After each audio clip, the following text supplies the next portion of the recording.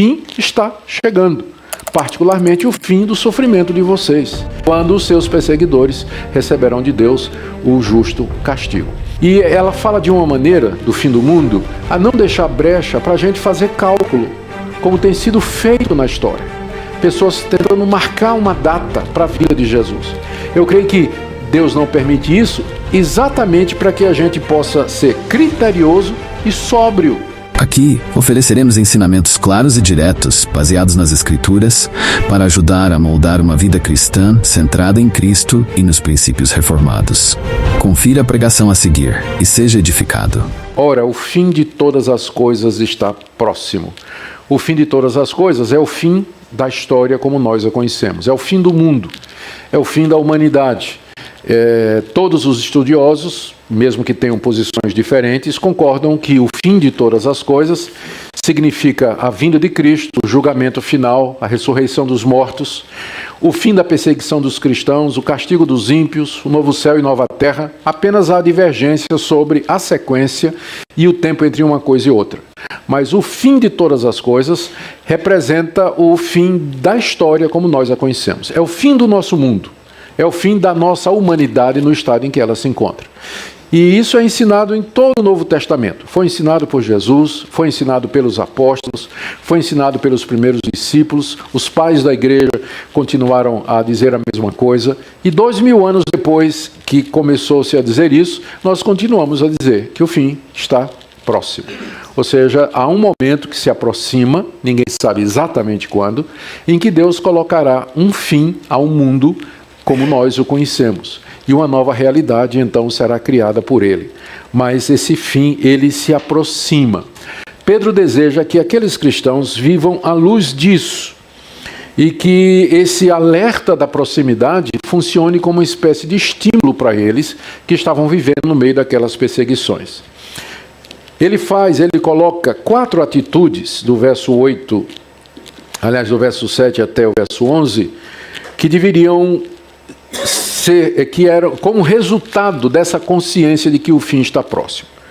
O fim está próximo, portanto, primeira atitude, sejam criteriosos e sóbrios a bem das vossas orações. Então a primeira recomendação é que eles orem, é que eles se engajem em oração, que eles orem sem cessar, que busquem a Deus no meio do sofrimento. Só que eles façam isso com critério e sobriedade. Provavelmente o que Pedro está querendo evitar é aquele pânico escatológico. Jesus está voltando, né? E aí as pessoas, como a história da igreja mostra, fazem coisas loucas. Marcaram a vinda de Cristo há algum tempo atrás, e os adeptos desse movimento, quando a data estava chegando, eles venderam todos os seus bens, se vestiram de branco e subiram nos tetos de suas casas para esperar a vinda de Jesus nos ares. Então, às vezes, as pessoas fazem coisas meio que estranhas, quando elas estão convencidas de alguma coisa, às vezes até do erro, alguma coisa escatológica. E há muitas outras histórias que a gente poderia contar, de pessoas que, acreditando que o fim estava chegando, elas começaram a agir de maneira estranha. Uma vez perguntaram a Lutero, né, o que é que ele faria se ele soubesse que o fim chegaria no dia seguinte. E Lutero respondeu que ele plantaria uma árvore e continuaria a escrever os seus livros. Ou seja, a minha vida continuaria normalmente, porque eu já estou fazendo aquilo que eu deveria fazer. É interessante que Pedro diz assim, o fim está próximo, portanto, e aí você esperaria assim, o tipo de recomendação sensacionalista, corram para as montanhas, ou armazenem comida, ou se prepare para a guerra mundial. Não, ele manda, seja hospitaleiro, meus irmãos, orem e ministrem uns aos outros. Ou seja, continuem fazendo o que vocês estão fazendo, sabendo, entretanto, que o fim está chegando, particularmente o fim do sofrimento de vocês, quando os seus perseguidores receberão de Deus o justo castigo. A Bíblia toda é muito sóbria quando fala da vinda de Jesus. E ela fala de uma maneira, do fim do mundo, a não deixar brecha para a gente fazer cálculo, como tem sido feito na história. Pessoas tentando marcar uma data para a vinda de Jesus. Eu creio que Deus não permite isso exatamente para que a gente possa ser criterioso e sóbrio. Senão a gente cairia nesse pânico escatológico e faria muita bobagem. A gente não sabe quando o fim chegará. Portanto, a gente deve sempre estar preparado para ele. Essa é a pegada da Bíblia. É assim que a Bíblia trata a questão escatológica do fim. Ela não nos deixa saber a data. Ela dá alguns sinais que nos asseguram de que o fim vai chegar, mas é impossível fazer um cálculo exato de como esse fim ou quando esse fim haverá de chegar. Diante, então, da certeza de que o fim chegará e da incerteza de quando isso vai acontecer, primeiro, ore sempre. Ore com critério e com sobriedade. Não deixe de orar. Ore no meio da perseguição. Ore pelos irmãos. Ore pela igreja de Deus. Ore por você mesmo. Ore pelos seus filhos. Ore pela igreja. Há tantos motivos de oração que são colocados diante de nós quando nós pensamos que o fim está próximo e que nós então deveríamos estar preparados para isso. A segunda orientação de Pedro está no verso 8, desculpem. Ele diz: acima de tudo, porém, tende amor intenso uns para com os outros, porque o amor cobre multidão de pecados. Quando ele diz, acima de tudo, tende amor intenso para com os outros, ele não está colocando o amor acima da oração. Mas o que ele está dizendo é que o amor é a base de todas as coisas. Se você não ora os irmãos, você não ora por eles. Não é óbvio? Não é? Se você não ama os irmãos, você nem lembra deles na oração. Você só ora por você mesmo, né? Pelas suas coisas, pelas suas necessidades e tudo. E dos irmãos que é bom, nada. Por quê? Porque não ama. Porque se amássemos os irmãos, nós nos lembraríamos das necessidades deles em oração. Por isso que ele diz aqui, acima de tudo, tende amor intenso. A palavra intenso no grego significa alguma coisa que pode ser esticada. Não é? E ele diz assim, é como se ele dissesse que esse amor ele seja esticado como um cobertor para cobrir uma multidão de pecados. Está vendo a frase aqui? Porque o amor cobre multidão de pecados. O tipo de amor que Pedro está se referindo aqui é o amor tolerante. Não no sentido de que faz vista grossa para os pecados dos outros, mas o amor que é capaz de perdoar, de compreender, de conviver, de aceitar, de entender, de se reconciliar, de ser reconciliado, de pacificar e ser pacificado. Então o amor, ele cobre uma multidão de pecados, ele não expõe a pessoa. A ideia é essa, né, que o amor funciona como um grande cobertor em cima dos pecados dos outros, o nosso amor, no sentido de proteger, não expor, tratar com discrição e fazer com que esse pecado não seja alastrado. Se o pecado é tratado da forma correta, ele não se alastra, ele não vira fofoca se nós tratamos o pecado como deve ser tratado. Por isso, Pedro diz, o tipo de amor que Pedro está recomendando aos irmãos é esse tipo de amor que se estica, não é, que vai até o pecador e o cobre, perdoa, tolera, se reconcilia, compreende e assim por diante. Isso manteria a comunidade coesa, a comunidade unida no meio de todo aquele sofrimento que eles estavam passando. E é esse amor, então, que faz com que aqueles cristãos orassem. E esse amor também, no verso 9, leva a uma terceira atitude: sede mutuamente hospitaleiros, sem murmuração. A hospitalidade era muito importante naquela época, quando os cristãos estavam fugindo da perseguição. Muitos fugiam das cidades onde a perseguição começava e eles procuravam abrigo em outras cidades. E onde eles podiam encontrar abrigo a não ser na casa dos irmãos. Então, a hospitalidade era quase que uma prática comum naquela época entre os cristãos, de hospedar os irmãos, especialmente aqueles irmãos que eram missionários, que eram pregadores da palavra e, em época de perseguição, aqueles refugiados que estavam procurando ajuda. É por isso que Pedro, logo em seguida, acrescenta sem murmuração. Porque a gente sabe o que é que isso significa. De repente chega um visitante inesperado, alguém que não anuncia que ia chegar, e bate na porta e diz: ó, irmão, eu estou fugindo lá de Esmirna, né? Com minha família, estou aqui, eu e os meus 9 filhinhos, né? Eu não sei se você teria um lugarzinho para nos hospedar aqui, enquanto a gente acha algum lugar e tudo mais, né? Aí, ai, irmão, claro, tudo lá dentro do coração, né? Lá dentro do coração, a murmuração, né? O tempo que eu vou ter que gastar tempo atendendo esse pessoal, né? O tempo que eu ia gastar fazendo outras coisas, vou ter que dar atenção, vou cuidar, vou ter que fazer comida, né? Vou ter que arrumar quarto, e dinheiro, e os gastos que eu vou ter com isso e tudo. Então, a hospitalidade é sem murmuração. Que é um privilégio hospedar os irmãos. Agora, eu não estou dizendo isso para vocês abusarem dos irmãos, não é? Não estou dizendo isso para vocês abusarem. Aliás, no século II, no documento chamado Didaquê, o ensino dos 12 apóstolos, que não foram os 12 apóstolos, é um apócrifo, né, que escreveram, não foi os 12 apóstolos que escreveram, mas lá tinha uma recomendação dizendo, se chegasse um profeta, um evangelista, né, um profeta na cidade, e ele pedisse hospitalidade, você deveria dar, mas se ele passasse de 3 dias, expulsasse, porque era falso profeta. Ele estava se aproveitando da hospitalidade dos irmãos para, né, ficar pulando de casa em casa, tal. Quem não gosta disso, né? Fica fácil, né? A vida assim.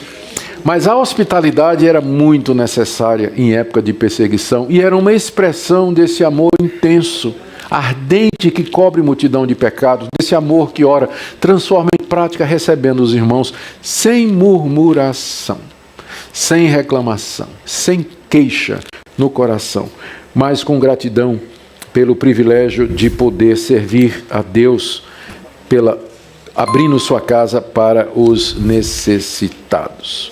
A quarta orientação de Pedro, à luz do fim, né, que se aproxima, tem a ver com o serviço cristão através dos dons espirituais. Ele coloca primeiro uma orientação geral no verso 10. Servi uns aos outros, cada um conforme o dom que recebeu, como bons dispenseiros da multiforme graça de Deus. Vários pontos podem ser deduzidos aqui. O primeiro deles é que cada um dos cristãos recebeu algum tipo de dom espiritual. O dom é uma habilidade, é uma capacidade que Deus dá a uma pessoa para que ela possa servir a outra ou outras, para que possa ministrar as necessidades de outras pessoas. Teoricamente, todo cristão tem algum tipo de habilidade ou capacidade que pode ser usado no serviço de outros. Se não for assim, Pedro não diria no verso 10, servi uns aos outros, cada um conforme o dom que recebeu. Nós não temos certeza de quando esse dom é recebido, mas o próprio verbo receber indica que ele é uma dádiva de Deus. Nos cabe somente receber. Eu sei que tem pessoas que perguntam, mas eu posso orar por determinados dons? Eu diria que o que me parece normal na Bíblia é ver o dom sempre como sendo uma coisa que é dada por Deus, não em resposta à oração, mas em resposta à sua soberana vontade e à sua decisão. Ele concede dons conforme o seu querer e a sua vontade. O ruim é que quando o pessoal pede o dom, geralmente são aqueles dons mais espetaculares, né? As pessoas pedem a Deus o dom de línguas, o dom de cura, o dom de milagre, mas o dom de contribuir, né? O dom de exercer misericórdia, isso aí eu nunca vi ninguém orando a Deus, né? Deus me dá o dom de contribuir, né? Eu queria realmente que o Senhor me desse o dom, né? De eu dar tudo que tenho para os pobres, isso eu nunca vi ninguém pedindo, né? Então, parece que o dom não funciona dessa forma, ele é uma dádiva de Deus ao seu povo para o ministério.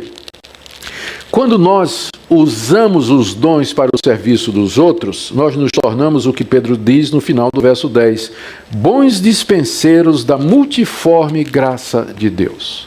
A graça de Deus é o favor dele com relação ao seu povo. E essa graça é multiforme, quer dizer que ela tem muitas formas. Pedro está se referindo aos dons espirituais. Eles são muitos, eles são variados, eles são originados da graça de Deus. Quando eu uso esses dons, eu estou sendo um bom mordomo, um bom dispenseiro. É isso que a palavra dispenseiro significa. Vou pensar na ideia brasileira. Pensa numa dispensa. Deus, né, você tem uma dispensa em casa cheia de coisas boas. Diariamente você vai naquela dispensa, tira o que precisa para atender a necessidade de alguém e ministra aquela pessoa. Então é mais ou menos isso. Deus nos deu os dons como bens e nós, como dispenseiros, responsáveis pela dispensa dos dons, nós os administramos e ministramos aos nossos irmãos. Então, essa é a orientação geral que ele coloca aqui no verso 10. No meio dessa perseguição, no meio desse sofrimento, no meio da necessidade, sirvam uns aos outros através dos muitos e diferentes dons que Deus concedeu à igreja e dos quais vocês participam. Vocês têm habilidades e capacidades, vocês têm oportunidades e condições de ministrar mutuamente. E no verso seguinte, ele menciona duas categorias de dons que praticamente englobam essa quantidade enorme, essa diversidade e variedade de dons. Primeiro ele fala os dons da palavra, no verso 11. Se alguém fala, fale de acordo com os oráculos de Deus. Debaixo dessa expressão, se alguém fala, nós podemos agrupar diversos dons. O apóstolo da época, evangelista, pastor, mestre, o dom de ensino, a palavra do conhecimento, a palavra da sabedoria. Tem uma dezena de dons que se encaixam aqui debaixo dessa expressão, se alguém fala. Ou seja, tem muita gente cujo ministério que recebeu de Deus é servir as outras pessoas através da fala. Como profeta, como mestre, como pastor, como quem exorta, como quem aconselha, como quem abençoa com bons conselhos, para quem oferece discernimento, para quem instrui o povo de Deus, os irmãos. Então, é a primeira categoria que Pedro se refere aqui. São os irmãos que receberam dons de fala. E ele dá uma recomendação àqueles que têm dons que são exercidos através da fala. A recomendação é que ele fale de acordo com os oráculos de Deus. O que são os oráculos de Deus? É uma referência às Escrituras. As Escrituras, onde você contém as revelações de Deus. A palavra oráculo aqui, ela é encontrada na versão grega do Antigo Testamento, a Septuaginta, mas também era muito comum na linguagem popular daqueles dias. Os pagãos tinham seus deuses. Eu vou citar um exemplo. O deus Apolo, ele tinha um oráculo na ilha de Delfos. Lá tinha uma pitonisa que ela interpretava a vontade do deus Apolo aos seus adoradores. Ela era chamada de oráculo porque ela recebia a revelação do deus Apolo e passava para os adoradores. Então, trazendo essa figura na sua versão cristã, onde estão os oráculos de Deus? Onde está a revelação de Deus para o seu povo? Aqui, nas Escrituras. Então, são as Escrituras que são os oráculos de Deus, equivalente às pitonisas, sacerdotisas e intérpretes dos deuses pagãos daquela época. Deus não tem hoje oráculos, né, no sentido de pessoas que são órgãos da revelação de Deus. Então, se alguém quer saber a vontade de Deus, ele não vai consultar uma profetisa, não é? Né? Não vai consultar uma profecia. Eu quero saber qual é a vontade de Deus, o que é que eu faço para me salvar, né? Consulta a Deus aí. Consulta a Deus, tá? Olha, Deus está me dizendo que, né? Não é assim que funciona.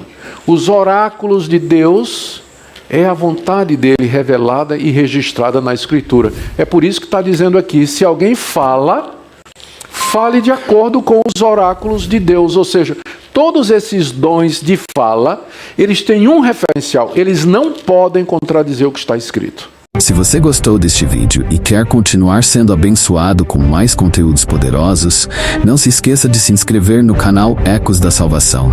Isso ajuda você a não perder nenhum dos próximos vídeos com pregações impactantes do Reverendo Augustus Nicodemos.